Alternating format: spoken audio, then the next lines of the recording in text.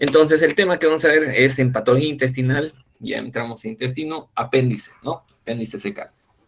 Entonces, la apendicitis aguda, empecemos. La apendicitis aguda, según un autor muy reconocido en la parte quirúrgica, Boyce, un cirujano reconocido antiguo, dice que es la más común de las afecciones quirúrgicas agudas del abdomen. Y es verdad, de lo que más operamos prácticamente es apéndice, ¿no? Aguda, de afecciones quirúrgicas agudas, ¿no? Porque igual se operan muchas vesículas, ¿no? Por litiasis, por colelitiasis, otra de las muy frecuentes. Hernias también suele ser muy frecuente, pero como cuadro agudo, solo apéndice, ¿no? Es lo que sí o sí nos llega al turno y no hay dónde voltearla, es mucha ya adentro a quirófano lo más pronto que se pueda, ¿no? Entonces, por eso es lo principal que hay que ver si es apéndice o no para operarlo ya, o ver qué hacer con el paciente, ¿no? Es conocida hace siglos, fue subestimada su trascendencia patológica hasta hace más o menos 100 años. En comienzo del siglo XX, más o menos en 1800, ya empezó a estudiar a ver cómo puede ser el cuadro y todo esto.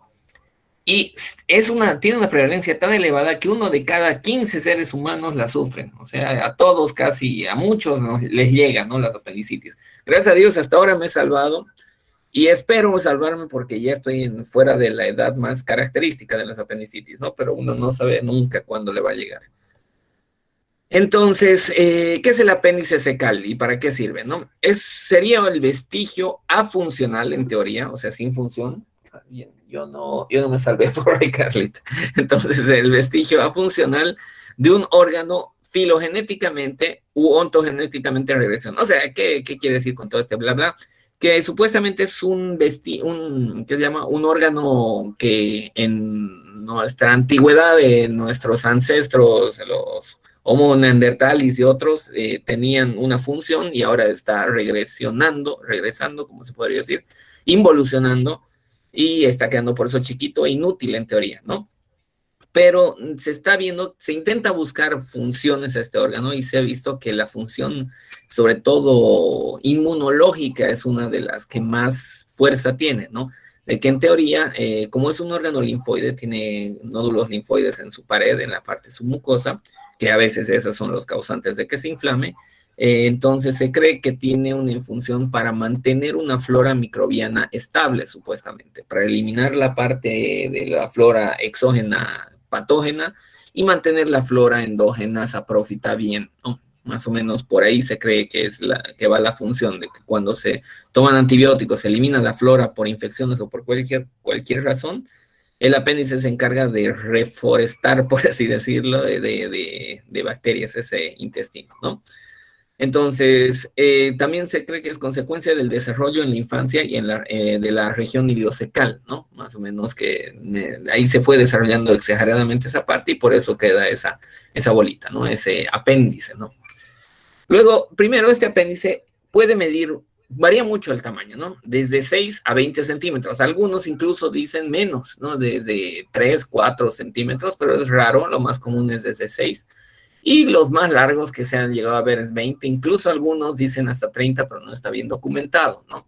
Sería realmente muy largo, hasta cerca de 20 he debido llegar a ver unos 15 centímetros, ¿no? Pero más de 15 me parece que no he llegado a ver nunca, ¿no? Y pequeñitos, sí, de 6, 7, 8, sí, hay muchos, ¿no? Depende también la edad del paciente, obviamente, ¿no? Esto en adultos me refiero.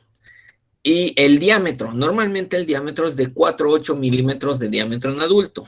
Para que se ubiquen más o menos, que eso yo generalmente les explico a los familiares del paciente cuando les muestro el apéndice que se lo saqué, les muestro mi dedo meñique, ¿no? Y les digo, mi dedo meñique, el grosor más o menos tendría que ser la mitad de grosor de mi dedo meñique. Esos son más o menos los 4 o 5 milímetros, ¿no? Obviamente que varía, ustedes, algunos deben tener manos muy grandes, tal vez algunas chicas tienen manos más pequeñas, pero más o menos para ubicarse, ¿no? Así, un punto de referencia. Entonces, este apéndice tiene las 4 capas del intestino. ¿Cuáles son las capas? Mucosa primero, submucosa, muscular, aunque su muscular es muy delgada, ¿qué se llama? No tiene una gran componente muscular, y la serosa por fuera, ¿no? Y en la submucosa se encuentra este tejido linfoide que les decía, ¿no? Que desde la segunda semana Doctor, después ¿puede del repetir un nacimiento. poquito sobre las capas?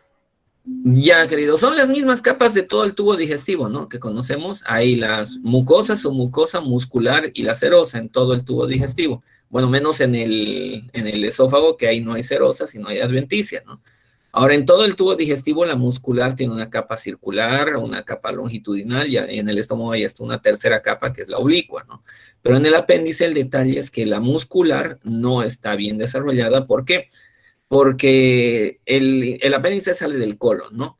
Y la capa longitudinal del colon, si se acuerdan, está formada por las tenias musculares, ¿no? No me estoy refiriendo al parásito, por si acaso, sino a las tenias que son parte de la pared del colon, ¿no? Son tres que hay alrededor, en la circunferencia del colon, que van longitudinalmente siguiendo todo el colon. Y justo donde se unen estas tres tenias a nivel del ciego, ahí es el punto por donde sale el intestino. Así lo ubicamos cuando queremos operar. Buscamos el ciego, encontramos el ciego y vamos siguiendo dónde está la tenia hasta llegar al extremo del ciego, y ahí encontramos la base del apéndice, ¿no?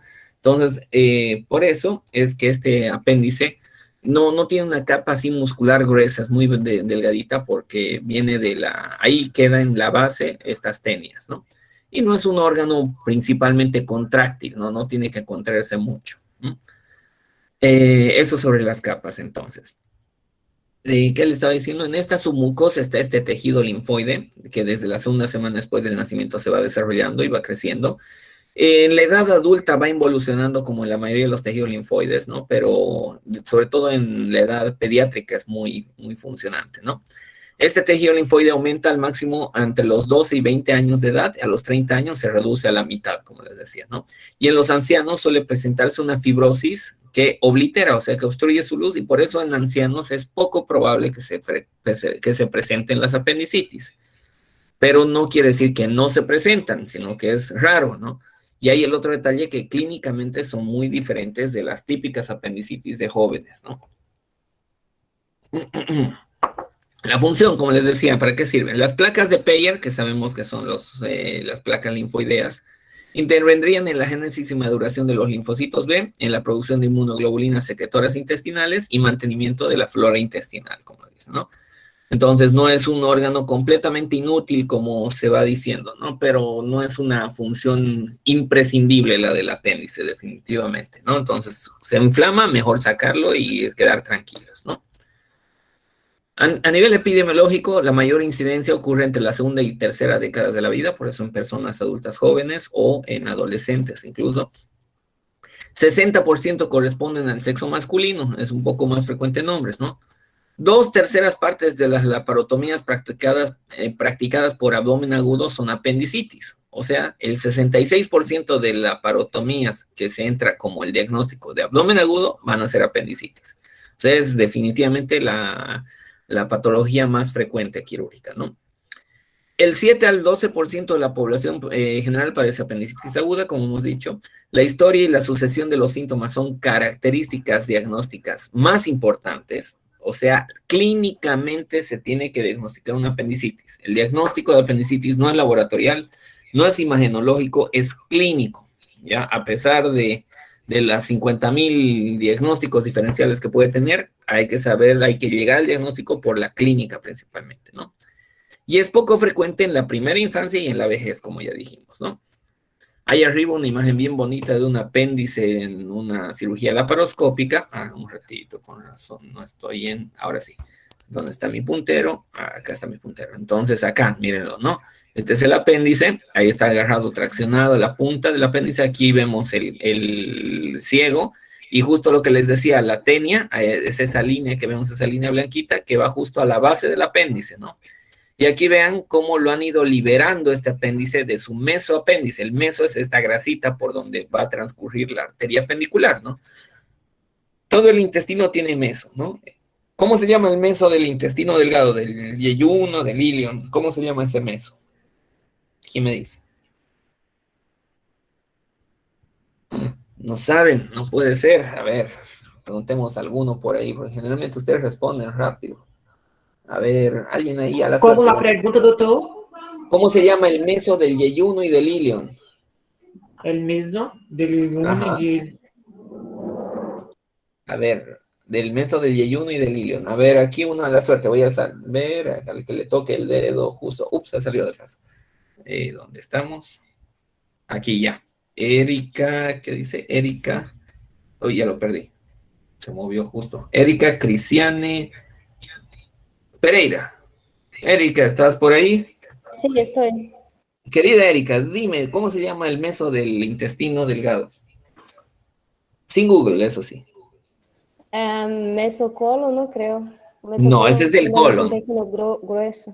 Exactamente. Y del Doctor, delgado, No me acuerdo. ¿Serio? ¿cómo se dice intestino? ¿Cómo? ¿Cómo de ¿Mesenterio? Gleason estás bien? Exactamente.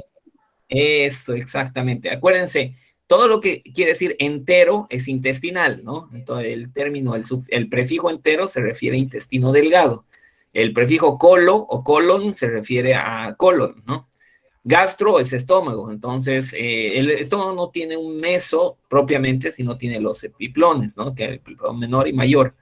Pero el intestino delgado tiene el meso entero, o sea que lo unimos y se vuelve mesenterio, ¿no? Es el mesenterio el del intestino delgado. Como dijeron, y del colon, como dijo Erika, muy bien, es el mesocolon, ¿no? Y del apéndice es el mesoapéndice. Entonces, esto que está aquí cortado se nota un poquito, voy a hacer zoom, fíjense en esta parte y revisen esto, que es, esto lo han desprendido de este apéndice, ¿no? Voy a hacer zoom ahí y noten cómo eso se ha ido liberando para que pueda quedar ese apéndice suelto y podamos sacarlo, ¿no? Entonces se libera su mesoapéndice por donde iba la arteria apendicular para que este apéndice no nos sangre, ¿no? Y ahora les voy a mostrar dónde todavía sigue unido su meso y todavía falta liberarlo, en esta parte de acá. Miren, está haciendo como un ángulo, está doblando, porque viene así hacia arriba, pero ahí está fijado en este punto y se viene hacia acá, hacia el ciego, ¿no? Entonces, eso todavía falta liberarlo para poder cortar la base del apéndice en este caso, ¿no? Entonces, eso no se olviden, muy bien por Gleason y por Erika, que se ubicaron ahí más o menos, ¿no? Entonces, la causa de estas apendicitis se clasifican en 3 tipos de causa. O sea, la causa en general es una obstrucción del lumen de la luz del intestino, del apéndice, ¿no? Aquí estamos viendo justo lo que les decía de las capas, ¿no? Esta es la mucosa, aquí estos son los nódulos linfoideos de la submucosa. Aquí esta es su muscular, que como les digo es media, no es muy gruesa, porque no necesita una buena muestra, que se llama capa muscular, no se contrae. Y lo que más externamente es la serosa, ¿no? Y la serosa, que ese es el peritoneo visceral, que aquí apenas es la linecita más externa, más delgadita, ¿no? Entonces la causa de la apendicitis es que se obstruya su luz o lumen, que algo obstruye ahí adentro. Y para que se obstruya ahí adentro algo, se pueden clasificar las causas de las obstrucciones en intraluminales, parietales y externas o extrínsecas. ¿A qué se refiere intraluminal? Que algo se mete en el lumen y obstruye, ¿no?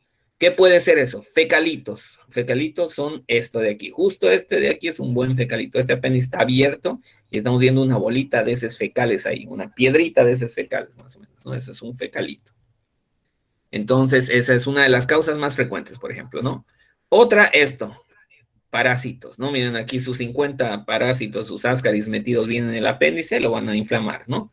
O por último, cuerpos extraños como semillas o algunas otras causas, ¿no? Incluso una vez vi un meme, una imagen en Facebook, no me acuerdo si era meme o no, pero era algo real, increíble, que a una paciente le operaron de apendicitis por obstrucción y cuando sacaron el apéndice vieron que la causa de la obstrucción era ¿qué se llama esto? Un preservativo, un condón. Ese se había metido ahí al apéndice. Ahora, ¿por dónde llegó? Tengo la duda, ¿no? Pero apareció ahí en el apéndice ese preservativo. Entonces, es un cuerpo extraño, ¿no? Que puede causar obstrucción. Entonces, eso dentro de las causas intraluminales. Dentro de las causas parietales se refiere a algo de la pared, de la pared del apéndice, ¿no? Entonces, aquí están los nódulos estos, la hiperplasia de estos folículos linfoideos. Crecen mucho, imagínense que este folículo creció demasiado y llegó a obstruir la luz del apéndice y eso llevó a la apendicitis, ¿no? Entonces, esa es la más común de las parietales, ¿no? De las intraluminales, generalmente los fecalitos es la más común. Y otra parietal puede ser algunos tumores, tanto benignos como malignos, ¿no? Dentro de los tumores, generalmente los más comunes del apéndice se llaman los tumores carcinoides, ¿no? Que son tumores que secretan serotonina, ¿no? Entonces, eso dentro de la parietal. Y externa o extrínseca es algo que desde afuera comprima. Aquí está, ¿ven? Aquí está lo que les decía. Me había olvidado que lo tenía y no me di cuenta. Fíjense ahí abajo lo del apéndice con su preservativo ahí que saliendo, ¿no? Entonces, me había olvidado que la tenía la imagen. Entonces, ¿qué se llama? Dentro de las externas, como les digo, puede ser una compresión por un tumor de otro órgano, digamos que haya un tumor de ovario que lo comprima el apéndice, que en el ciego hay algún tumor que obstruya el apéndice, o sea, algo de afuera que lo obstruya, ¿no? Que no sea el propio apéndice ni algo que se haya metido en su luz, ¿no?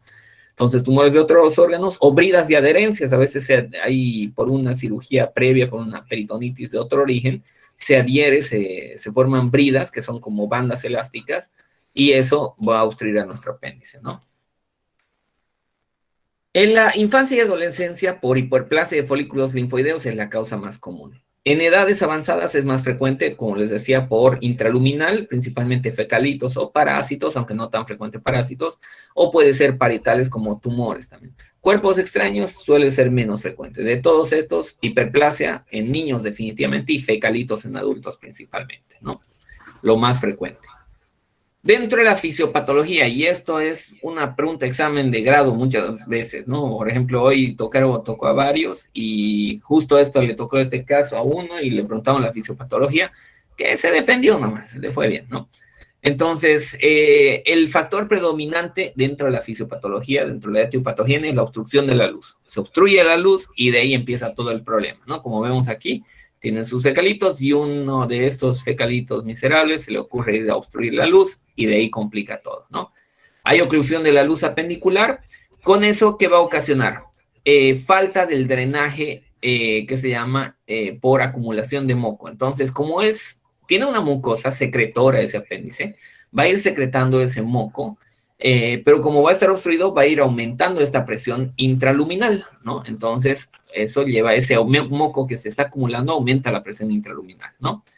Aparte, ahí se va a quedar estancado todo el moco y ahí hay bacterias también, ¿no? Del colon, de las heces fecales, todo. Entonces, va a haber éstasis intestinal. ¿Qué quiere decir? Que no hay tránsito en esta parte del apéndice, está todo atascado ahí, ¿no? No tiene hacia dónde ir.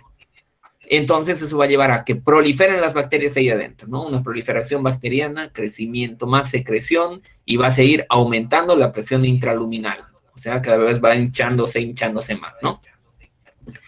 Eso va a hacer que las paredes se vayan distendiendo, ¿no? Porque hay mucha presión adentro, se va distendiendo las paredes del apéndice y eso estimula a los nervios del dolor visceral, ¿ya? O sea, en ese caso, ahí es las primeras manifestaciones, va a dar un dolor visceral, que es un dolor no bien localizado, sino un dolor difuso, medio sordo, y se da por esa distensión de ese apéndice en un inicio, ¿no? Entonces, por eso muchas veces vamos a ver en la clínica, el dolor al inicio no es bien localizado, ¿no? Entonces, esa distensión de paredes también va a llevar a que los vasos linfáticos que están en esas paredes se obstruyen. Entonces ya va a dejar de haber drenaje linfático y en la pared se va a acumular este líquido linfático. ¿Ya? Entonces, cada vez va a ir engrosándose por este líquido linfático, se va a ir edematizando el apéndice, ¿no? Primero se distendía, ahora se está hinchando la pared, se está edematizando la pared, ¿no? Entonces, con ese edema de pared va a ir aumentando cada vez más la presión intraluminal y la presión de la pared y va a ocasionar que las venas de la pared sean colapsadas por este aumento de la presión que tiene tanto dentro del lumen como de la pared, ¿no? Entonces, la presión venosa de estas paredes va a ser menor a la presión intraluminal, por lo tanto, se van a colapsar estas venitas, ¿no? Se van a ocluir los capilares y las vénulas. ¿Eso a qué va a llevar? A que se congestione este apéndice, ¿no? Y se inflamen las capas del apéndice, todas estas capas, ¿no? Al decir congestión, acuérdense, congestión es de que toda la parte venosa va a estar bien dilatada, ¿no? Se ven cuando uno opera el apéndice en estas fases, lo ve ahí el apéndice con sus venas así bien gruesas, bien dilatadas por esta congestión, ¿no? Entonces, primero se obstruyeron los vasos linfáticos, después se obstruyeron los vasos venosos, y por último, ¿qué va a pasar? Sigue aumentando esta presión cada vez más, y va a empezar a obstruirse la parte arterial, sobre todo primero la mucosa, va a ir sufriendo isquemia, ¿no? Isquemia, y va a empezar a invadir esa mucosa, las bacterias van a invadirla. Entonces, con eso va a hacer que se absorban toxinas por esa mucosa y lleve a estos otros síntomas, fiebre, taquicardia y leucocitosis, ¿no? Después de eso, ¿qué va a pasar? No solo la mucosa va a sufrir isquemia, sino toda la pared, ¿no? Entonces, va a haber una infección de la serosa del apéndice y del peritoneo parietal, ¿no? O sea, tanto la parte del peritoneo visceral como el parietal se van a inflamar, más que infección, sería inflamación, y eso nos va a llevar clínicamente a los signos de irritación peritoneal, ¿no? ¿Por qué? Porque ya va a haber un dolor no visceral, sino un dolor somático más adelante en el cuadrante inferior derecho, que ese dolor es bien localizado y es bien característico, ¿no? Es un dolor bien exquisito, le duele terriblemente ahí al paciente en un punto bien fijo, ¿no? Entonces, eso es lo característico ya cuando avanzó más, ¿no? Entonces sigue aumentando esa presión intraabdominal, presión intraluminal, va a sobrepasar eso a la presión de las arteriolas, la presión de la parte arterial, y eso va a ocasionar más isquemia e infartos. ¿Qué es un infarto? No hablo de infarto del miocardio, ¿no? Acuérdense que infarto puede pasar en cualquier órgano. Infarto quiere decir necrosis por isquemia, o sea, se va a necrosar ese apéndice porque no le llega sangre, ¿no? Entonces se va a infartar ese apéndice y esa parte necrosada, ¿qué le va a pasar? Como está necrosada y hay mucha presión, va a ceder, no va a aguantar, va a haber una solución de continuidad y va a terminar perforándose, ¿no? Y perforación por esa proliferación bacteriana. Y ahí, ¿qué va a tener el paciente? No solo una apendicitis, sino se va a volver en una peritonitis, ¿no? Entonces, seguimos con esto, ¿no? ¿Cómo está este apéndice en la parte anatómica? Todo eso es la fisiopatología. Ya vamos a ir relacionándolo más o menos con las fases y con la clínica, todo lo que hemos explicado, ¿no? Entonces, la anatomía del apéndice, lo que les decía, la base está siempre en el mismo lugar, en la confluencia de las bandeletas colónicas o las tenias de colon, lo que les decía, ¿no? Ahí donde se unen las tres tenias, ahí está la base del apéndice siempre. Esa es la clave para encontrarlo, porque a veces cuesta encontrarlo, ¿no? Una incisión chiquitita, el viernes en el turno operamos un apéndice a una chica jovencita, a una corteja de un interno, y le hicimos una incisión de, creo, 2 centímetros, y por ahí le sacamos el apéndice, pero no estaba costando encontrarlo al inicio, ¿no? Lo que cambia principalmente es la posición del órgano, no la base, o sea, hacia dónde se dirige la punta, ¿no? Entonces, de acuerdo hacia dónde se dirija, va a tener diferentes posiciones. Me parece que más adelante vamos a hablar de las posiciones, sí, que seguro, pero si no, igual me voy a acordar, les voy a decir. Creo que hay una imagen ahí de las posiciones, ¿no? ¿Qué pasó acá? Esto ya hablamos. Esto porque se coló aquí, ya ni modo. Acá, ya, seguimos en la anatomía. La arteria pendicular nace de la arteria cecal, ¿ya? Cecal posterior, o de la arteria ileocólica. Aquí mejor les explico. Si quieren complicarles la vida, les pueden preguntar esto, ¿no? Si quiero complicarles yo la vida en el examen, les puedo preguntar esto también, ¿no? Esta es la arteria pendicular. Este es el mesoapéndice, como dice acá, ¿no? Este es el apéndice, ahí viene la bandeleta o tenia, ¿no? Y que está yendo a la base del apéndice. Aquí vemos una, la anterior, y las posteriores no las vemos porque van por atrás, ¿no? Entonces esta arteria pendicular viene de acá arriba, de una rama de la mesentérica superior. Y esa rama de la mesentérica superior va a dar ramas a toda esta zona, ¿no? Entonces, ¿cómo se llama esa ramita? El nombre completo del ramo de donde va a salir la apendicular. Se llama ilio biseco apendiculocólica. Vuelvo a decir, ilio biseco apendiculocólica. ¿Por qué? Porque da una rama hacia el ilion, esta de acá, da 2 ramas al ciego, biseco, da una rama al apéndice, apendículo, y otra rama al colon ascendente, cólica. Entonces, por eso, ilio biseco apendículo cólica. Ese es el nombre completo de la rama donde va a salir la apendicular, ¿no? Entonces, por eso hay la ileocólica o la cecal posterior, porque estas salen de esa bisecoapendiculocólica, ¿no? Las venas del apéndice van a drenar en la vena mesentérica superior o mayor, ¿no? Acuérdense, el lado del colon derecho drena a la mesentérica superior, la mitad del colon izquierdo drena a la mesentérica inferior, ¿no?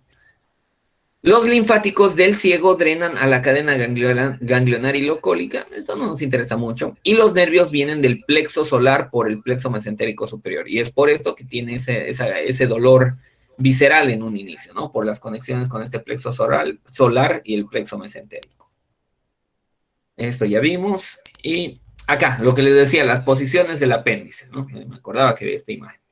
Entonces, el apéndice, como vimos, aquí va a estar la base, ¿no? Siempre guiados por aquí la única banda que se ve anteriormente, la astenia, y las otras de atrás no se las ve, pero ahí en esa base está el apéndice, ¿no? En el fondo del ciego, ahí está la base apendicular.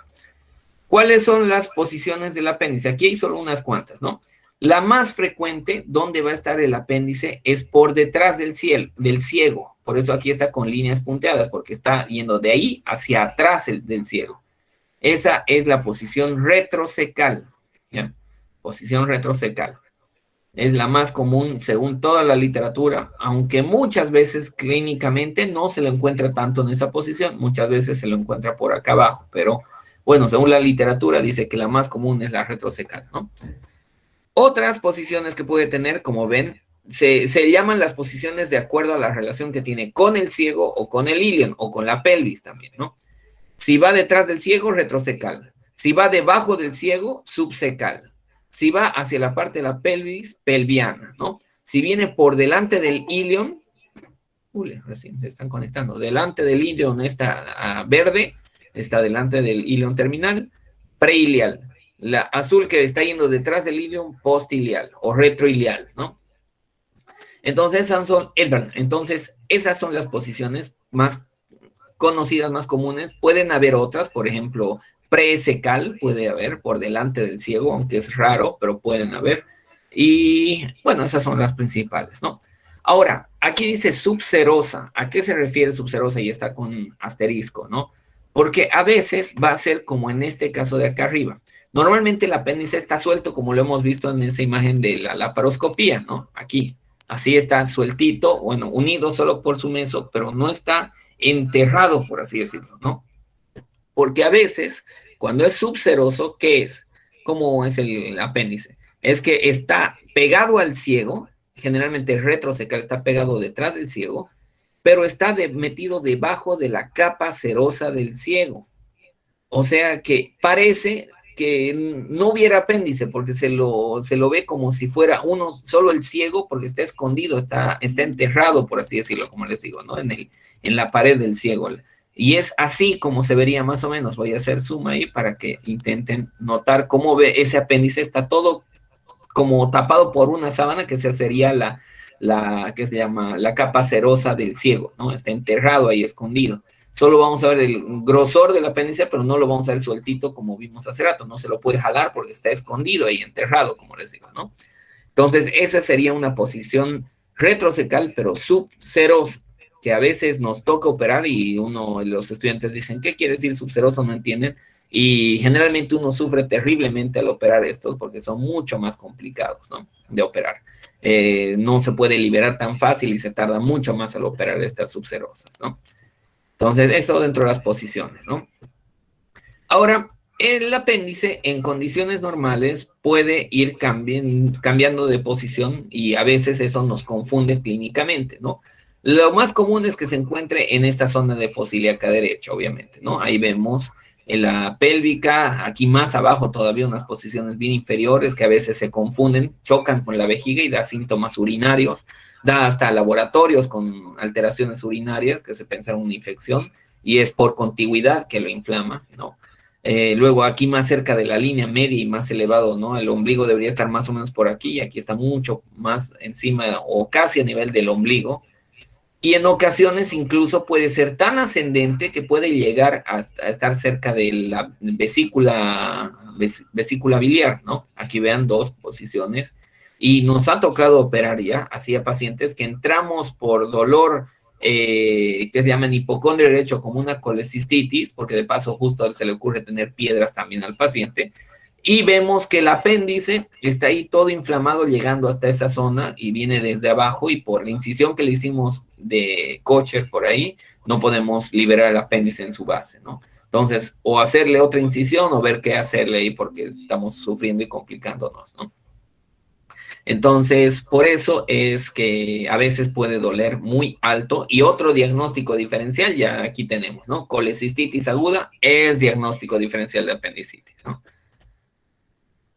Entonces, ¿cómo se clasifican la apendicitis según la anatomía patológica? Esto es de acuerdo a las fases de la apendicitis, ¿no? Va avanzando la apendicitis en diferentes fases de acuerdo al cuadro, al tiempo de evolución, ¿no? Entonces, las apendicitis pueden ser apendicitis agudas no perforadas o aguda perforada, ¿no? En general, son 4 las fases, ¿no? Que se utilizan. La primera es la catarral o congestiva, también se la llama, la primera fase, en la cual hay la obstrucción linfática y el aumento de la presión intraluminal.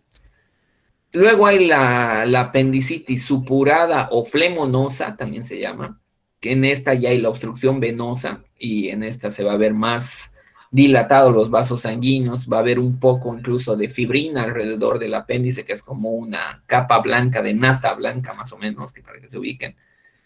Después viene cuando se obstruyen los vasos arteriales, pero todavía no se perfora, es la fase gangrenosa o necrótica o necrosada, también necrosante se la llama. Y la cuarta fase es la perforativa, es la perforación, ¿no? Después de que ya pasó todo esto, se perfora el apéndice y nos da la fase perforativa. Y esa perforación del apéndice nos puede llevar a una peritonitis, como hemos dicho, que puede ser localizada, ahí en fosa ilíaca derecha, o puede darnos incluso una peritonitis difusa, generalizada. Entonces hay que ver si tiene clínica de peritonitis localizada o difusa, ¿no?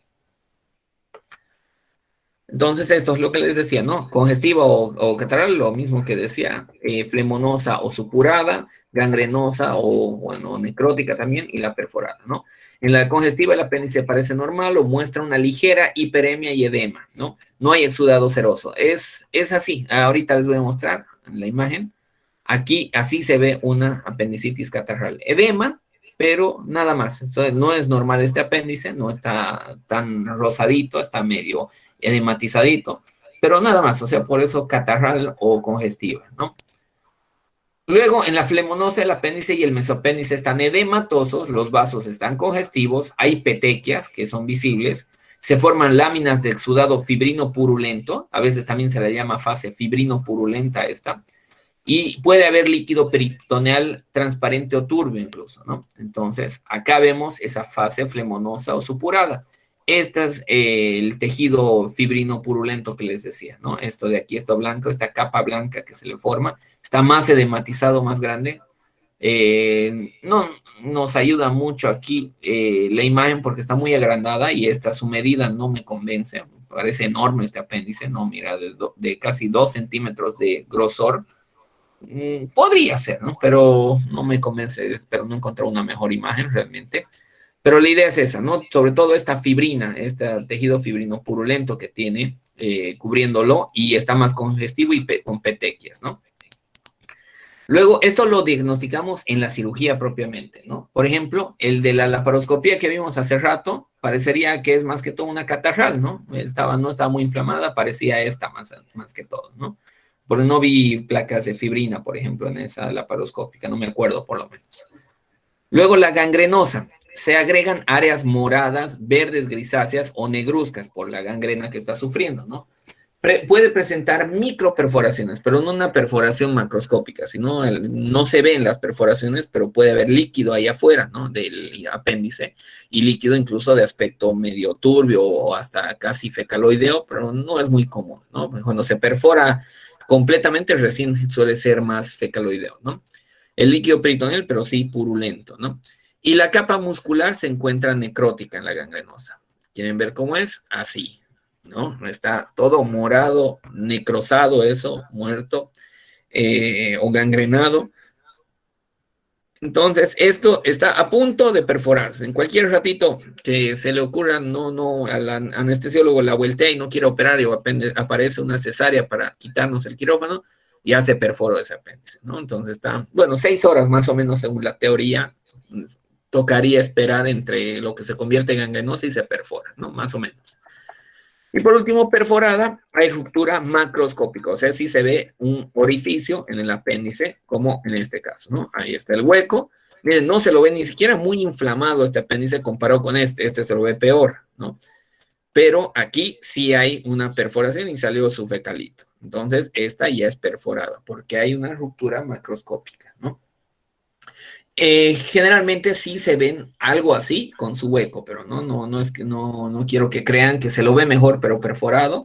Lo que generalmente sí se ve es una apendicitis gangrenosa con algún orificio, un hueco ahí por donde está saliendo el contenido apendicular, ¿no? Entonces, ¿qué gérmenes suelen ser los principales causantes de esta apendicitis, no? Y ahí tenemos una flora muy variada. Tenemos Escherichia coli, estafilococos, estreptococos, bacteroides, hasta Clostridium podrían estar ahí afectando. Pero suele ser flora relativamente endógena en la mayoría de los casos, ¿no? Es difícil que aparezcan pseudomonas o bacterias multiresistentes, porque suele ser flora endógena del propio intestino, ¿no? ¿Cómo se hace el diagnóstico de estas apendicitis agudas?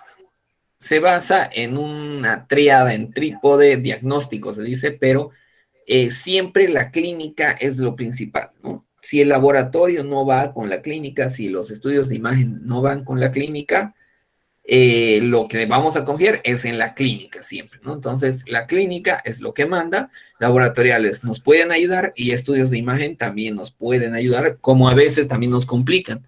A veces el paciente no tiene nada de clínica de apendicitis y nos llega con una ecografía de quién sabe de quién le ha hecho y quién sabe dónde le han hecho, que dice el buen e inteligente ecografista, paciente presenta apendicitis, a veces ni informa por qué, ¿no? Apendicitis, le sugiero valoración por cirujano. Y el paciente está saltando de una pata, todo feliz, no le duele, no tiene fiebre, no tiene nada de clínica, pero ya le dijeron el ecografista que tiene su apendicitis. Entonces es muy complicado manejar a esos pacientes porque quieren operarse ya y a veces no meritan, ¿no? Entonces es un poquito complejo. Siempre clínica manda, ¿no? No sean como ese ecografista, por favor. Dolor inicial en la clínica de la apendicitis empieza, como hemos dicho, con un dolor visceral. Un dolor generalmente empieza en esta zona, medio en epigastrio o en región periumbilical. O a veces puede ser difuso y eso nos confunde. A veces puede ser en todo el abdomen. Y a veces ni es dolor, a veces es una molestia que refiere el paciente, ¿no? ¿Alguien escribió, creo, algo? Ahí está. Lía levantó la mano. Sí, dime. Doctor, ¿cuál es el tiempo de evolución de un caso así? Ya, más o menos, como les dije, más o menos tarda, dice algunos libros que son 6 horas cada fase, ¿no? En la congestiva tarda 6 horas desde el inicio y se mantiene por esas 6 horas, de ahí otras 6 para la flemonosa, otras 6 para la gangrenosa y otra para la perforada. Pero normalmente no es 24 horas que se perfora. Lo que generalmente se presenta perforaciones desde las 36 horas para adelante, ¿ya? Entonces, en esta cronología, este dolor, ¿no? Lo que aquí está anotado como cronología de Murphy, porque empieza a doler en las primeras horas aquí en esta zona, y después de unas 6, 8 hasta 10 horas más o menos migra ese dolor. Es un dolor migratorio, ¿no? La evolución del dolor en la apendicitis es migración, no es dolor irradiado, ¿ya? No es irradiación del dolor. ¿Por qué? Porque desaparece de aquí el dolor y se hace muy intenso y aparece en esta zona el dolor. Por eso no es irradiación, perdón, por eso es migración, porque desaparece en un lugar y se va hacia otro lado el dolor, ¿no? Entonces, para esa migración que acontezca, más o menos tiene que pasar 6 horas o un poquito más, ¿no? Entonces, está con 6 horas con dolores en epigastrio, en zona periumbilical o difuso, medio vago, no bien localizado, o esa molestia, y después de esas 6, 8 horas, más o menos, empieza a doler la infocíliaca derecha, y ahí es un dolor bien localizado, ¿no? Ahí dice, aquí me duele en este punto y me molesta mucho, ¿no? Entonces, y ahí tenemos más o menos unas 24, 30 horas para operarlo antes de que se perfore, ¿no? Entonces, esa migración del dolor, como les digo, se llama cronología de Murphy. No la confundan, porque todo el tiempo la confunden los internos con la cronología de Murphy con el signo de Murphy. ¿Quién me dice qué era el signo de Murphy? Una compresión que se hace en la fosa ilíaca derecha y en la descompresión la persona va a sentir el dolor y ahí es positivo el signo de Murphy. No, querida, te estás Eso confundiendo. no es hipocondrio derecho. Cuando Exactamente. Eso es, siempre se confunden. Es que como tiene el mismo nombre, Eso que la Bloomberg, ¿no es? Ajá, se cree que es de la misma patología y como dice Gleason, no es de la misma patología. El signo de Murphy es de las colecistitis y es en hipocondrio derecho. Pero muy bien, querida Ángela, por el intento. Siempre confunde, por eso, justo eso, por esta confusión seguro nunca más se van a confundir, ¿no? Entonces, el signo de Murphy es cese brusco de la inspiración cuando uno palpa el punto cístico que está en el hipocondrio derecho debajo del reborde costal, ¿no? O sea, le pedimos al paciente que inspire profundamente cuando estamos palpando ese punto y deja de inspirar por el dolor que ocasiona la inflamación de la vesícula. Entonces, signo de Murphy es en colecistitis. La cronología de Murphy es en las apendicitis y es este dolor migratorio. Por eso cronología, porque con el paso de las horas va cambiando de lugar el dolor, ¿no? Es un dolor migratorio. Y muchas veces este dolor migratorio y esta cronología de Murphy se asocia a náuseas y vómitos y muchas veces fiebre, ¿no? Fiebre y distensión abdominal. Pero lo característico es la migración realmente del dolor, ¿no? Muy bien, queridos. Entonces, seguimos. Vamos a ver que al examen físico hay algunos puntos dolorosos, ¿no? Que podemos ubicar. Hay un montón realmente, ¿no? Aquí están todos los puntos que podemos ubicar en esa zona, que los semiólogos, por no quedar fuera de los libros, se inventaron más puntos, aunque estaban a milímetros del otro, para decir, yo también encontré un punto, ¿no? Más o menos.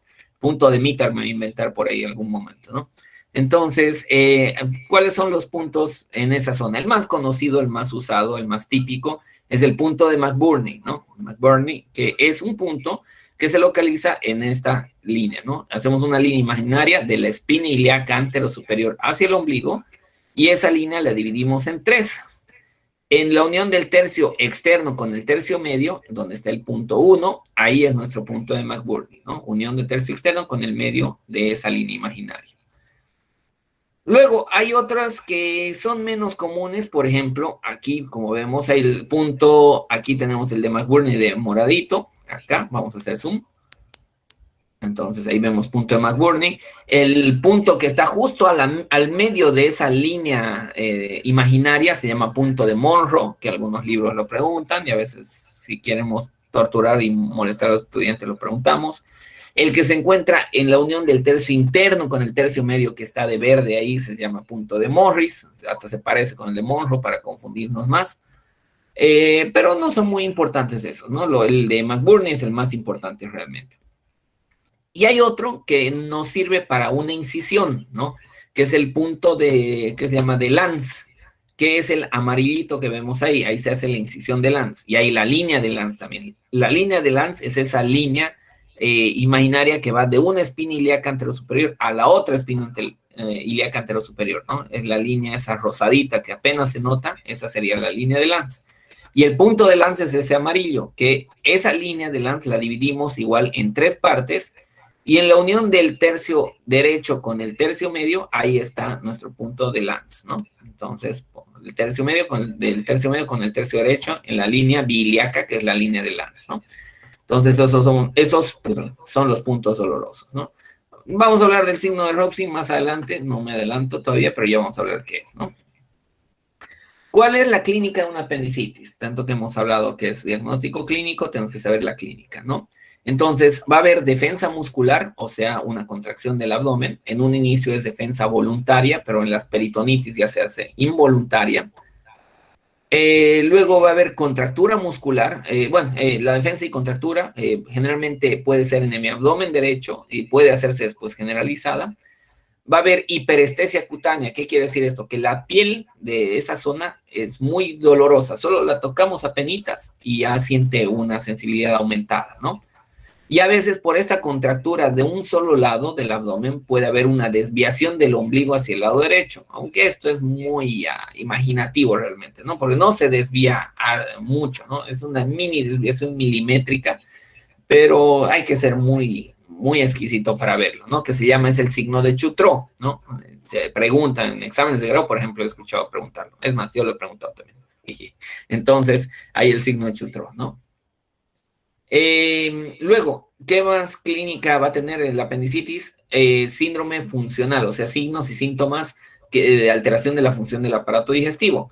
Por ejemplo, va a haber anorexia. Es un dato, un síntoma muy, muy característico de la apendicitis. Tanto así que si no tiene anorexia, es muy dudoso que el paciente tenga apendicitis, ¿ya? El paciente con apendicitis generalmente no quiere ver comida, no quiere saber de comida, no tiene nada de hambre.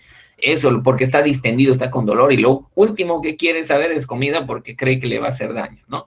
Y si tiene hambre, ahí ya medio dudoso, puede haber apendicitis con hambre, no es medicina, ¿no? Puede variar todo, pero es raro, es poco probable realmente, ¿no? Lo que sí es muy común son náuseas y vómitos, constipación también o diarrea. A veces el paciente, por la misma inflamación, hace que aumente el peristaltismo y tiene un poco de diarrea por lo menos algunas veces. A veces al inicio el cuadro dice, estuve con diarrea ayer en la noche y hoy en la mañana una vez más, pero de ahí ya no pude hacer nada y me siento hinchado, y ahí empieza la constipación, ¿no? Pero puede haber diarrea y constipación, ¿no? Y luego por el cuadro séptico inflamatorio, por la pérdida de apetito, no quiere comer ni tomar agua, entonces se pueden deshidratar los pacientes, ¿no? Puede tener lengua aburrada o seca, y los gases se mantienen en el intestino, se distiende y puede haber meteorismo, ¿no? Luego, ya más complicado, el paciente puede tener un síndrome general de repercusión circulatoria humoral, o sea, síntomas vegetativos sistémicos más que todo, ¿no? Entonces el paciente va a tener taquicardia, fiebre, el signo de Lenander, que vamos a ver más adelante, que es la temperatura diferencial, que vamos a ver que difiere la temperatura por vía rectal con la temperatura axilar, más de 1 grado centígrado de diferencia entre la rectal y axilar, ese se llama signo de Lenander, y puede tener escalofríos también, ¿no?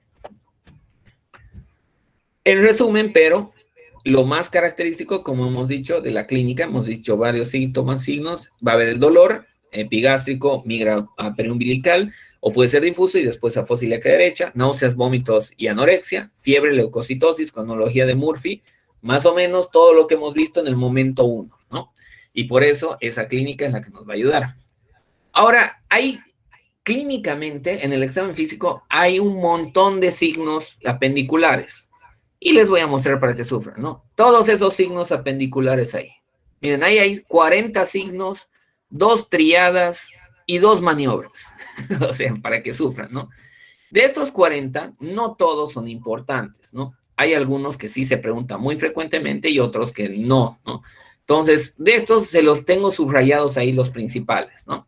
El signo de Bloomberg, que era el que se estaba confundiendo justo nuestra querida Ángela, que es el dolor a la descompresión en fosa ilíaca derecha en el punto de McBurney. Incluso hay el punto de McBurney, que no, creo que ni está aquí, no lo encuentro, el punto de McBurney, que es dolor a la compresión en ese punto, ¿no? Entonces, cuando apretamos en el punto de McBurney, es signo de McBurney. Cuando descomprimimos en ese punto de McBurney, se llama signo de Bloomberg, ¿no? Vamos a hacer zoom para que vayan viendo. Entonces, ese es el signo de Bloomberg. Luego, hay 2 signos de Cope, pero no se los conoce como signos de Cope, sino se los conoce con los otros nombres, como signo de obturador y signo del psoas, porque intervienen unos músculos para ver este signo. Entonces, en el signo de psoas, lo que se hace es que se contraiga el músculo psoas, y ¿cómo hacemos que se contraiga este músculo? Lo echamos al paciente en decúbito lateral, y hacemos una flexión posterior de este miembro inferior, ¿no? O sea, lo jalamos, hacemos que mueva hacia atrás, como si estuviera dando un paso hacia atrás, pero está acostado lateralmente el paciente, ¿no? Ese es el correcto. muchas veces hacemos lo opuesto y lo interpretamos como signo de psoas en la práctica porque es más fácil, ¿no? Entonces le decimos al paciente que levante ese miembro inferior sin doblar la rodilla y si le duele es psoas también positivo, pero no es el correcto, ¿no? El correcto es hacia atrás, como les decía, ¿no? El signo del obturador tiene que ver con la flexión del miembro, ¿no? Entonces va a dar en ambos, hay dolor en fosa ilíaca derecha. En uno cuando movemos el pie hacia atrás, en el psoas, y en el obturador cuando se dobla la cadera y la rodilla, la doblamos, entonces queda como que está sentado en una silla con una pierna el paciente ahí mientras está acostado, y hacemos que haga rotación, ¿no? Hacemos que haga rotación interna de ese miembro. Entonces, con eso, el paciente, si tiene dolor, es signo obturador positivo, ¿no? Luego el de Chutreau, como les decía, que ya hemos hablado, por eso se los vuelvo a mostrar, que es el desvío del ombligo. El de Dunphy, el signo de Dunphy es muy importante también, mucho lo utilizamos en mi hospital para unos criterios que usamos, ¿no? El signo de Dunphy es dolor en fosa ilíaca derecha al hacer que el paciente tosa, ¿no? Se le pide, a veces el paciente nos ve chueco cuando le decimos, señor, tosa, por favor, y nos dice, yo no tengo tos, ¿no? Ni no nos importa que tenga o no tenga, no le decimos sí, ¿no? Pero queremos que tosa, aunque no tenga tos, y él hace un esfuerzo para toser, y ese esfuerzo le hace doler en fosa ilíaca derecha. Entonces, dolor en fosa ilíaca derecha con la tos, signo de Dunphy, ¿no? Signo de Guénaud de Mussy, un nombre francés medio largo, Guénaud de Mussy, ¿no? Es como el signo de Bloomberg, pero en todo el abdomen.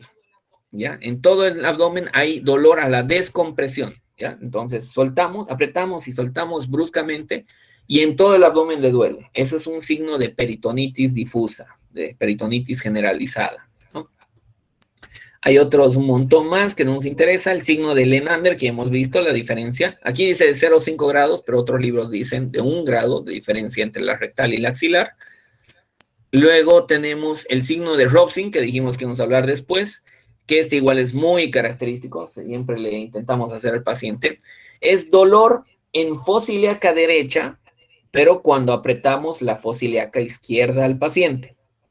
Entonces, al apretar fosa ilíaca izquierda, hacemos que los gases de esa fosa ilíaca izquierda del colon sigmoides migren, se muevan por todo el colon y lleguen al ciego y hagan que duela este lado derecho del paciente, ¿no? Y es por eso, por el desplazamiento de gases, que puede doler la fosa ilíaca derecha cuando nosotros apretamos la fosa ilíaca izquierda. ¿Ya? Es el signo de Robson. Los otros son igual, como les digo, un poco frecuentes. Hay la tríada de Murphy también. Ya hemos visto el signo, hemos visto la cronología. Y la tríada es dolor abdominal, náuseas, vómitos y fiebre, lo que les decía que a veces se asocia a ese dolor migratorio, ¿no? Hay la tríada de Delafoy se escribe, como está ahí abajo, que hay la hiperestesia cutánea que hablamos, defensa muscular que hablamos, y dolor provocado a la palpación en fosa ilíaca derecha, que también hablamos, ¿no? Entonces, estas tríadas, la Murphy a veces se habla, la Delafoy también está en los libros, pero no es muy común, ¿no? No es muy conocida.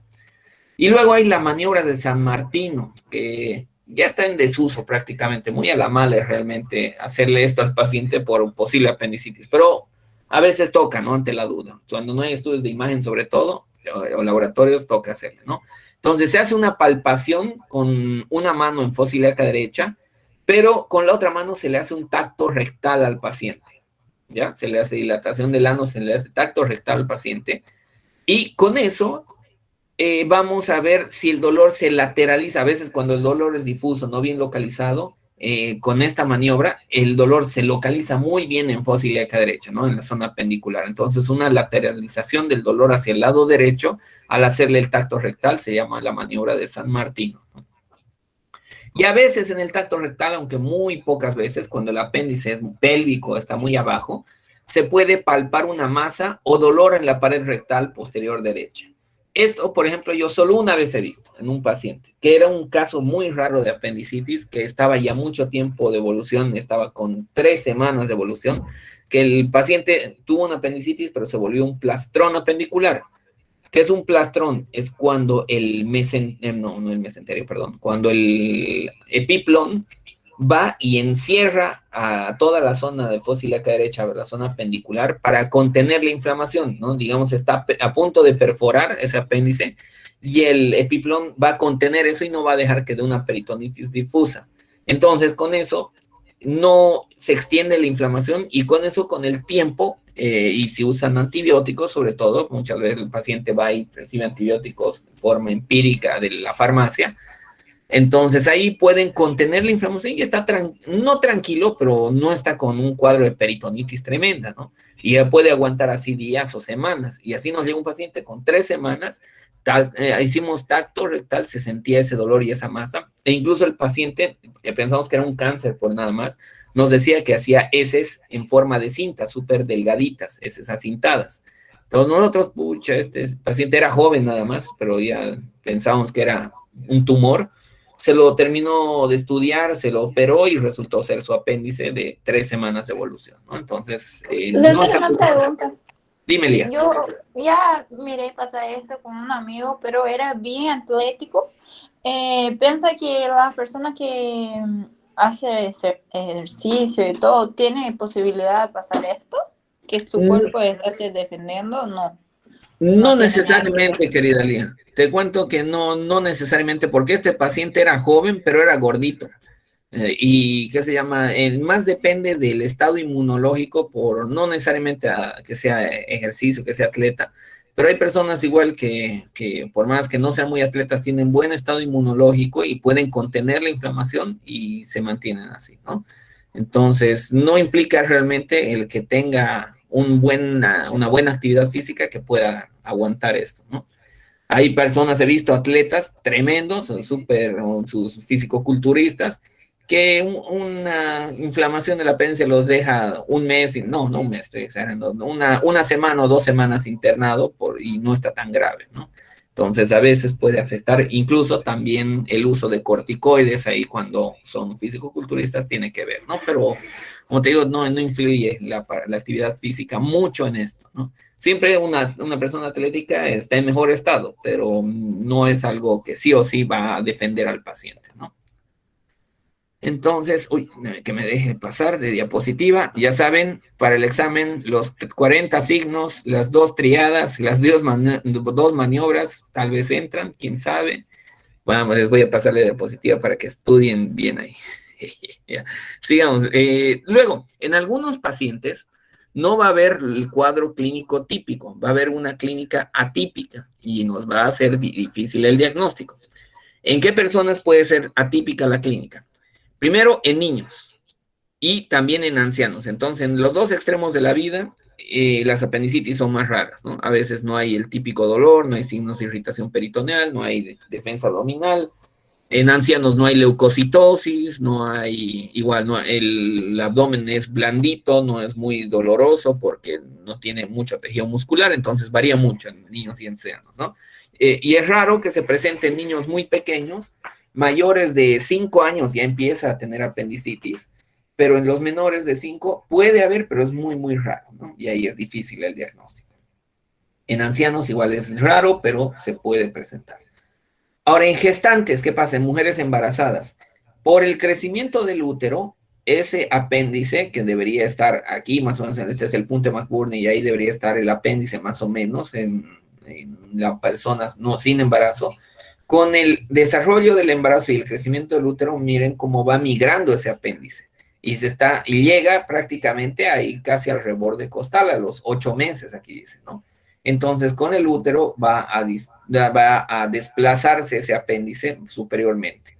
Eso sí, no, una vez me pidió una ginecóloga interconsulta, una residente de ginecología, para ver si no tenía apendicitis su paciente, porque tenía dolor alto, pero era al lado izquierdo. Entonces, y le digo, pero es al lado izquierdo, doctora. Pero como el apéndice se mueve con el embarazo, yo pensé que tal vez podía estar aquí al lado izquierdo. Es el hipocondrio izquierdo, es el dolor. Y nada que ver, obviamente, ¿no? Al lado derecho sí puede estar, pero raro que esté al lado izquierdo, a menos que haya situs inversos o algo así, ¿no? En inmunodeprimidos, igual la clínica va a ser diferente, ¿no? Porque no hay un buen estado inmunológico. En las mujeres es más complicado por todos los diagnósticos diferenciales, por eso el caso les dije que sea mujer para complicarles más la vida, ¿no? Entonces hay más causas de dolor en fosa ilíaca derecha en estos casos, ¿no? Y la clínica igual puede a veces variar un poquito, ¿no? Las EPIs, las enfermedades pélvicas inflamatorias, son un diagnóstico muy parecido a la apendicitis y nos deja muchas dudas. Muchas veces hemos operado EPIs que pensamos que eran apendicitis, ¿no? Cuando el paciente hizo tratamiento previo, como les decía, tomar antibióticos, antiinflamatorios, ahí varía la clínica. Sobre todo, incluso cuando nosotros decimos que no hay que darle analgésicos hasta hacer el diagnóstico, ¿no? Porque el analgésico va a enmascarar el cuadro. Entonces, si el médico que lo está viendo no sabe bien, no tiene experiencia, es mejor mandarlo con una experiencia antes de darle analgésicos, porque si le dan analgésicos va a llegar al otro lado y hay que esperar a que le pase el efecto del analgésico para que sea valorable, ¿no? Y una localización no habitual del apéndice, por ejemplo, como les digo, un situs inversus que hemos operado en el hospital que tenía el apéndice al lado izquierdo también, ¿no? Que es rarísimo, pero pasa. Laboratorialmente, ¿qué vamos a encontrar? Lo típico es leucocitosis con neutrofilia, ¿no? Y la neutrofilia junto a desvío a la izquierda. ¿Qué es desvío a la izquierda? Aumento de los neutrófilos jóvenes, que son los callados, ¿no? Entonces, leucocitosis puede variar mucho, desde 11.000, 12.000, puede haber 16.000, 20.000, 25.000 leucocitos, varía mucho dependiendo del paciente, ¿no? Pero leucocitosis es lo más característico. Si el paciente está con un cuadro grave, séptico, una peritonitis, que ya está haciendo shock séptico y se está a punto de morir, en ese caso ya no se producen más leucocitos porque el estado hematopoyético y linfopoyético está completamente desgastado. Entonces, en esos casos puede hacer leucopenia, ¿ya? Y a veces se hacen la burla unos colegas míos cuando mandan paciente y dicen, no, está con leucopenia, se está curando el paciente y es que está a punto de morir, ¿no? Entonces, cuando está con una sepsis tremenda, la leucopenia puede presentarse, y es un dato grave, gravísimo, ¿no? La leucopenia. Entonces, eso principalmente puede aumentar las proteínas de fase aguda, como la velocidad de sedimentación globular y la proteína C reactiva, se elevan. En el examen de orina se suele pedir para hacer diagnósticos diferenciales, para ver si no hay infección urinaria, un cólico renal, más problemas urinarios. Y siempre hay que pedirle de laboratorio ante la sospecha de apendicitis los estudios prequirúrgicos de entrada. Muchas veces renegamos con los médicos que nos mandan los pacientes porque le piden solo hemograma, nos dicen es apendicitis, pero no mandaron coagulograma, no mandaron pruebas de función renal, no mandaron nada y hay que esperar a hacerle todos esos laboratorios, hay que pincharlo de nuevo al paciente para que salga todo eso y hasta que salga eso se atrasa y se perfora y se complica, ¿no? Entonces, si sospechan apendicitis, pedirle todos los prequirúrgicos de entrada, ¿no? Estudios de imagen. Rayos X se puede pedir, pero los rayos X no es un buen estudio de imagen para apendicitis. ¿Por qué? Porque solo nos va a dar algunos signos indirectos, algunos datos indirectos de apendicitis. No te va a decir, esta es una apendicitis por la radiografía, ¿no? ¿Qué datos nos da? La radiografía simple de abdomen nos podría dar un hilio regional. ¿Qué quiere decir eso? Que en fosa ilíaca derecha vamos a ver asas de intestino delgado con aire, que normalmente no deberían estar, ¿no? ¿Y por qué tiene aire? Porque se paralizaron. El hilio quiere decir parálisis, ¿no? Detención del tránsito intestinal, pero solo en esa zona. Entonces, muchas veces se lo conoce eso también como el signo del asa centinela, porque hay un asa de intestino con aire ahí, alrededor del apéndice, cerca del apéndice, porque está paralizada por la inflamación, ¿no? Luego, vamos a ver si en fosa ilíaca derecha, a nivel del ciego, si no hay una imagen de un lito, ¿no? Los coprolitos se podría ver como en la flecha que estamos viendo ahí, pero no es algo muy común tampoco, ¿no? Porque estos coprolitos generalmente no son calcificados y para verlo tendría que estar calcificado, entonces es raro, ¿no? Y otro es la posición antiálgica, que el paciente por el dolor va a estar doblado, ¿no? No se puede quedar recto, va a estar doblado hacia un lado, hacia el lado derecho está doblado con una posición antiálgica, y vamos a ver en la columna un leve desvío hacia ese lado, ¿no? Entonces va a estar con un leve desvío, así medio curva la columna, por esa posición antiálgica, ¿no? Entonces, no es muy bueno, pero algunos datos pueden servir, ¿no? Más que todo se los nombra para la parte teórica, pero en la práctica no los utilizamos mucho realmente, ¿no? No se recomienda para el estudio de un paciente con sospecha de apendicitis aguda los rayos X, ya que el 68% de los hallazgos son inespecíficos y se ha reportado una sensibilidad tan baja como el 0%. O sea, no sirve realmente casi nada, ¿no? Entonces, los signos, lo que hemos dicho, el hilio, reflejo de la zona, el asa centinela, aumento de la opacidad en cuadrante inferior derecho. Hay otro que no hemos nombrado, que, ¿dónde está? No está aquí. Es otro que es muy frecuente que lo pregunten, que aquí se ve el músculo psoas, ¿no? La sombra del músculo psoas, en condiciones normales. Aquí, así más o menos, ese sería el músculo psoas. Y se nota esa parte más blanquita, ¿no? Cuando se borra esa silueta del psoas, por ejemplo, aquí medio que se nota todavía, no se nota mucho, pero algo en esa zona se ve esa silueta del psoas, aparte que la imagen es mala, ¿no? Pero si hay borramiento de ese músculo psoas, es otro dato indirecto de posible apendicitis, ¿no? Luego, como les decía, aumento de la opacidad del cuadrante inferior derecho, que es raro, engrosamiento de las paredes del ciego, que es difícil ver, mala definición de la grasa del músculo psoas del lado derecho, que es lo que les decía, el borramiento del psoas, y menos del 5% de los casos es posible ver el ¿qué se llama? El fecalito, ¿no? Es muy raro. La ecografía sí es un estudio mucho mejor para ver las apendicitis, ¿no? No es el mejor de todos, pero ayuda mucho, ¿no? Ay, nos falta mucho, creo. A ver, voy a apurarme ya. Entonces, en ecografía tiene mayor sensibilidad y especificidad, 85-90%. ¿Y qué signos ecográficos van a tener? Primero, que es más grueso, aumento del diámetro, ¿no? Más de 6 milímetros de diámetro del apéndice es un dato de apendicitis. Mayor longitud, mayor diámetro antero-posterior, mayor de 7 milímetros es otro dato de apendicitis. Que se vea el fecalito, ¿no? El apendiculolito, poder verlo ahí en el lumen, que a veces se lo ve y deja una sombra. Entonces, otro dato muy característico, ¿no? Líquido alrededor del apéndice o cerca del apéndice, esto negro, hemos dicho que es líquido, entonces, líquido periapendicular, dato de apendicitis. Que con el ecógrafo intenten comprimir este apéndice, ¿no? Con el transductor se intenta que esto se colapse, que en condiciones normales, sí, esto desaparece, el lumen se colapsa y queda todo esto planito. Pero cuando hay apendicitis, no es compresible, ¿no? Ese apéndice. Se lo conoce como el signo de la diana, ¿no? Es un signo de objetivo de diana, ¿no? Si vemos en ecografía una masa compleja, o sea, como tumor en fosa ilíaca derecha, no nos sabe describir bien el ecografista, nos dice, pero hay una masa rara ahí, entonces es posible apendicitis, o que esté engrosada la pared del apéndice, o del ciego y del intestino por ahí, ¿no? Todo eso son datos de posibles apendicitis. Ninguno nos dice sí o sí hay apendicitis, pero son posibles, ¿no? La tomografía, como ven, hay mayor sensibilidad y especificidad, es el mejor estudio de imagen para ver posibles apendicitis, ¿no? ¿Cuáles son los signos que podemos ver? El diámetro, lo mismo que en la ecografía, que sea más de 10 milímetros, más de 6 milímetros, perdón, que se vea el fecalito en el interior, líquido libre alrededor del apéndice, líquido periapendicular, cambios inflamatorios de la grasa periapendicular, este es generalmente el que más vemos, que es esto, que se lo ve medio blanco alrededor del apéndice, aquí lo mismo, eso es lo característico, ¿no?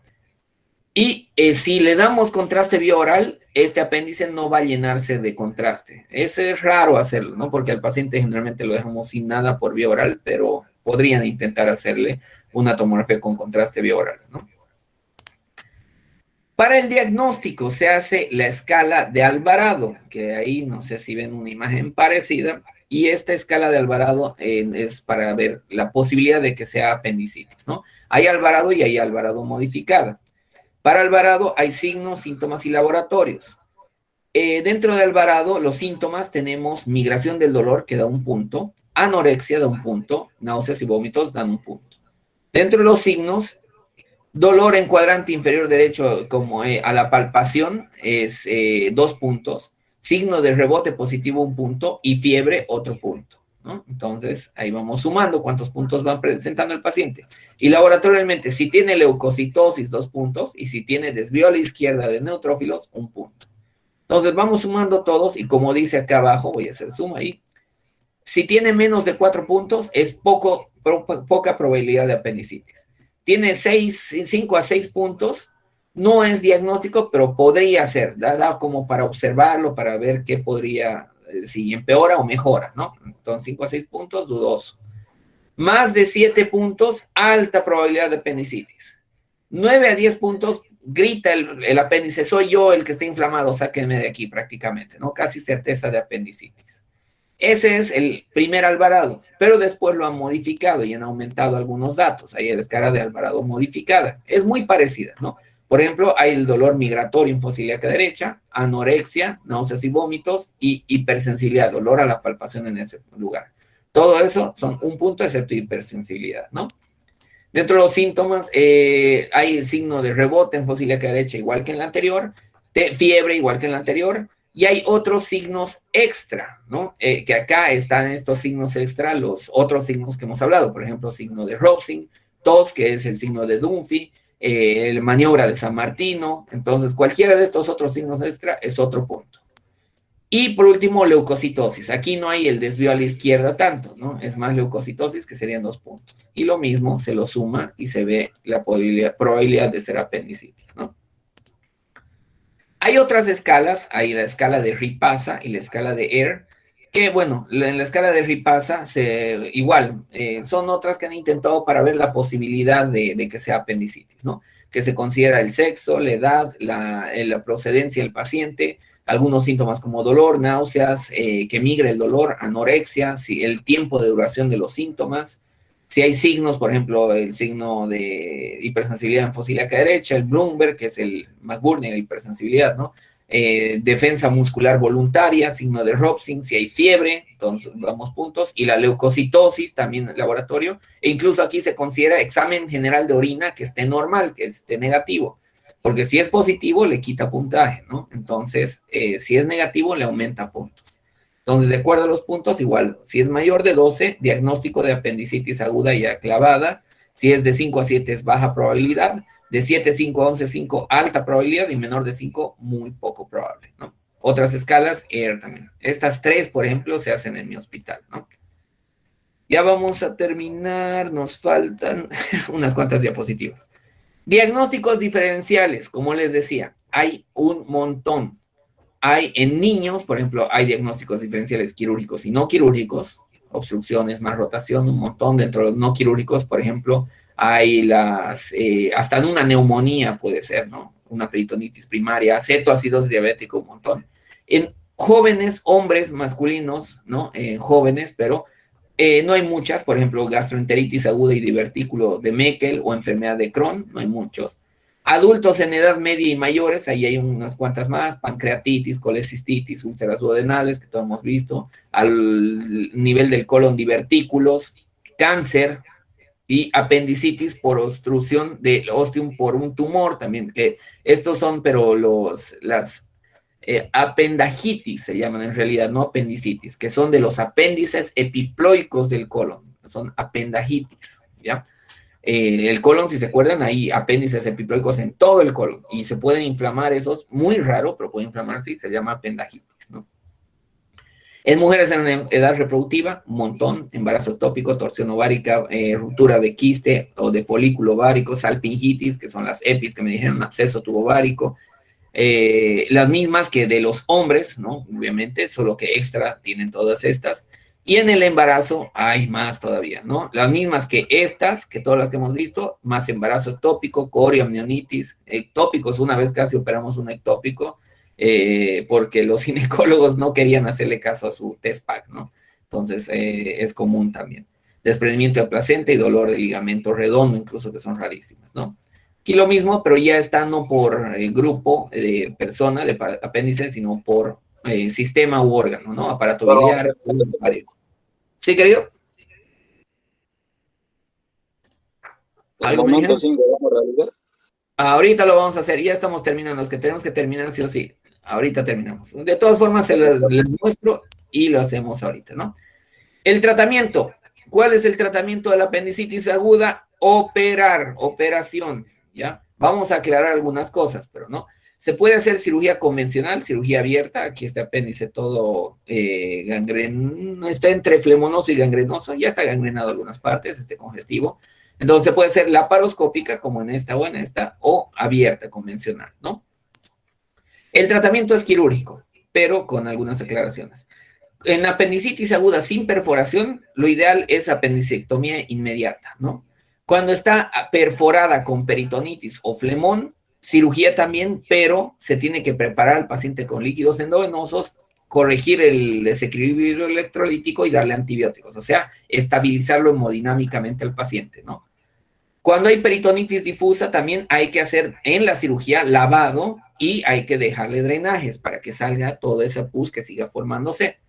En caso del plastrón, que hemos dicho que cuando va el epíplon englobarlo, los libros nos dicen esto, que se debería hacer tratamiento antibiótico médico, antiinflamatorio, todo el tratamiento sintomático más antibióticos, y después de un mes recién en teoría operarlo, ¿ya? Por eso está en rojo, porque nunca se hace, nunca, de verdad, nunca se hace esto, porque hay mucho riesgo, según nosotros los cirujanos, de que se lo deje y se complique ese cuadro, ¿no? Pero en teoría, según los libros, se debería intentar hacer eso en caso de un plastrón, ¿no?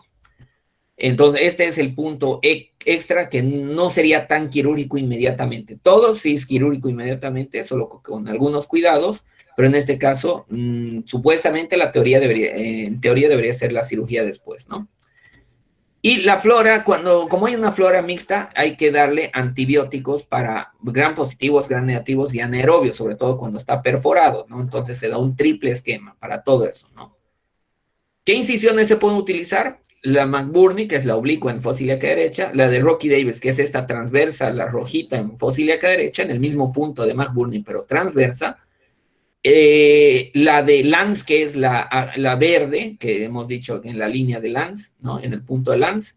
Luego se puede hacer la de Battle, que es esta de aquí, que es una paramediana, también se la conoce como Halakier, Battle Halakier.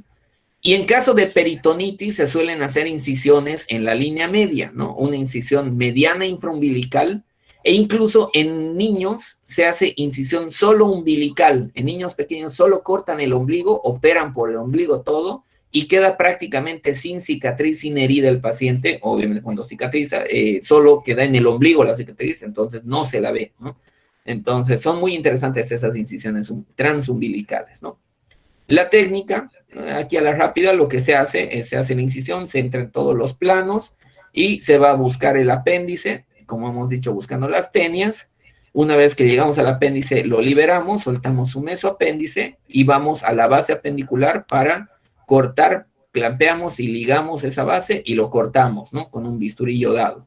Y después queda nuestro muñoncito así cerrado, que se le puede hacer nudos solamente, se puede hacer puntos para cerrarlo, se puede hacer jaretas o diferentes suturas para cerrarlo, ¿no? Y con eso se cierra la pared abdominal. Ya terminamos. Complicaciones: perforación, peritonitis, abscesos residuales, ¿Sí, querido? Los momentos. Tenemos Sí, clases después. Ahorita el problema es que solo quedan 2 diapositivas, no se preocupen, rapidito se los habilito. Mientras voy a ir habilitándoselo, el momento 5, para que vayan haciendo, y yo termino la clase mejor, para que estén tranquilos. ¿Dónde está? ¿Dónde está? Aquí está. Y momento 5. El 4 ya pueden ir igual entregando, y el 5 se los habilito enseguida. Es que es largo este tema. Apendicitis, fecha, la hora, que sean las 19. Acá está, 19. Y perfecto. Y el tiempo 10 minutos. Ya está habilitado su momento 5, mientras yo termino de explicarles las 2 últimas diapositivas que estaban acá, ¿no? Entonces, las complicaciones de la apendicitis, la perforación y peritonitis que ya hablamos. Un absceso residual quiere decir que después de que operamos, que se queda pus ahí dentro del abdomen y hay que volver a operarlo para hacer una limpieza, ¿no? Para sacar todo ese líquido purulento. Piletromboflebitis supurativa, ¿qué es? Es que viajan bacterias, hay un émbolo séptico, o sea, un trombo con bacterias que viajan de fosa ilíaca derecha hacia, por la parte venosa, hacia la vena porta. Por eso es flebitis, una inflamación de la vena porta. Y da una inflamación de esa vena porta y a nivel hepático, que puede ser muy terrible, ¿no? Una infección tremenda del hígado y de la vena porta. Esa es una piletromboflebitis supurativa. A veces puede dar obstrucciones intestinales por vidas, adherencias, por el hilo y más problemas. Y lo más común, pero menos grave, es, como dice aquí, la infección de la herida quirúrgica, ¿no? que para estos casos lo que se tiene que hacer, se tiene que soltar a veces algunos puntitos para sacar el líquido purulento de la herida y curarlo frecuentemente y esperar que cierre, ¿no? El pronóstico de las apendicitis, factores que influyen en la mortalidad, edad, que sea muy viejito o muy pequeño y no se lo opera a tiempo, o perforación antes del tratamiento quirúrgico, ¿no? Si no se perfora antes de la cirugía, perfecto. Si se perfora antes de la cirugía, peor pronóstico el paciente, ¿no? La mortalidad, por suerte, es baja, 0,1%, pero para la perforada aumenta mucho más, hasta el 3%. Y si es perforada en ancianos, aumenta hasta 15%, ¿no? El 47% de las complicaciones se dan en pacientes con perforación. O sea que si no está perforado, casi seguro que va a ir bien el cuadro, ¿no? ¿Qué se recomienda? Una buena historia clínica y examen físico porque tienen una muy buena sensibilidad, aproximadamente el 80% para diagnosticar las apendicitis agudas, y los laboratorios y exámenes complementarios son útiles para confirmar nuestro diagnóstico, no para llegar al diagnóstico, ¿no? Y ahí terminamos. ¿Alguna pregunta?